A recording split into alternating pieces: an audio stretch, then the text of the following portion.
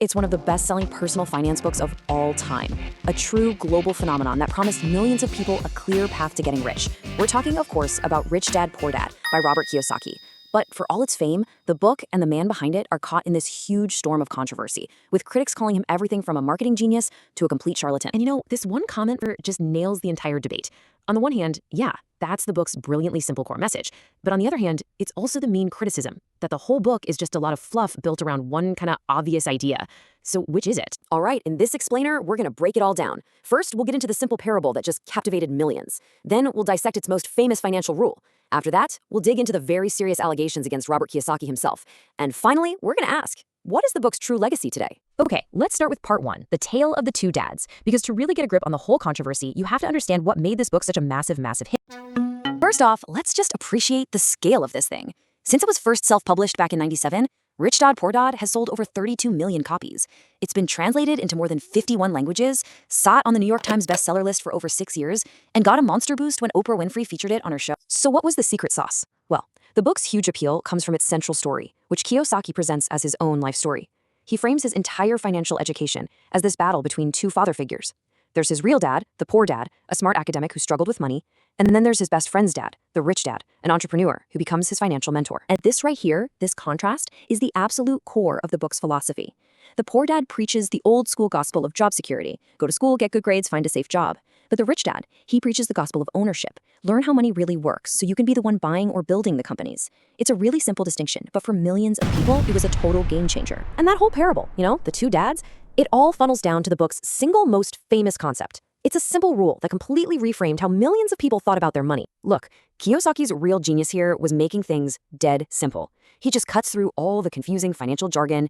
In his world, an asset is simply something that puts money in your pocket. That's it. End of definition. And a liability? Well, you guessed it. It's the exact opposite. It's stuff that takes money out of your pocket. The rich, he says, spend their lives acquiring assets. The poor and the middle class, they spend their lives acquiring liabilities that they think are assets. Now, this is where Kiyosaki really starts to poke the bear. He uses this simple framework to ask a super provocative question. Is your family home an asset?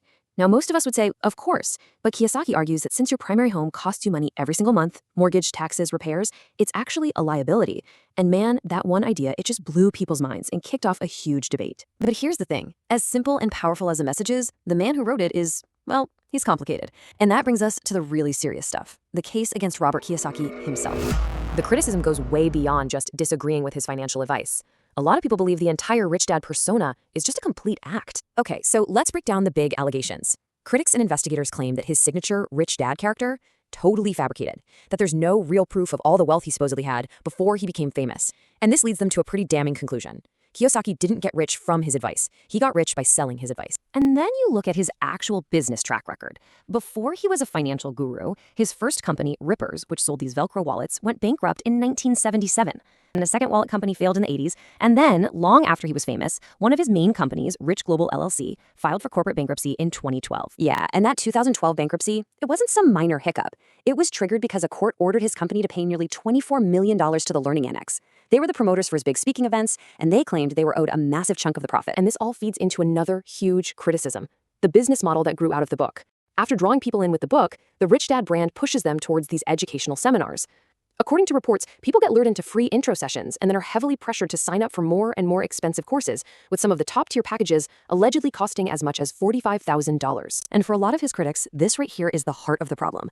They argue that the whole Rich Dad empire is basically built on selling people the dream of being financially free, but it doesn't really offer a clear, affordable, or even legitimate way for most people to ever get there. So, what do we do with all this? On one side, you have this really simple, powerful idea.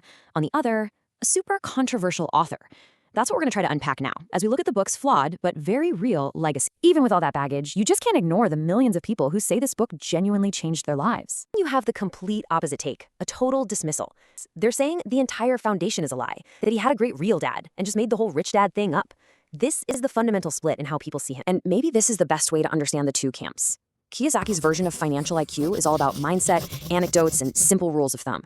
But actual academic financial intelligence is a much more rigorous thing.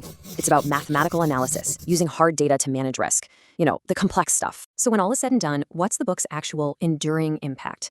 Well, for all of its flaws, you can't deny its role as a massive mindset shifter. It took basic ideas like cash flow and made them easy to understand for a huge audience. It turned personal finance from this dry, scary topic into something that got millions of people talking and thinking critically about money. Which really leaves us with the one big question that sums this whole thing up. It's the paradox of rich dad, poor dad. Can a truly valuable, maybe even life-changing lesson come from a messenger who is, by many accounts, deeply flawed?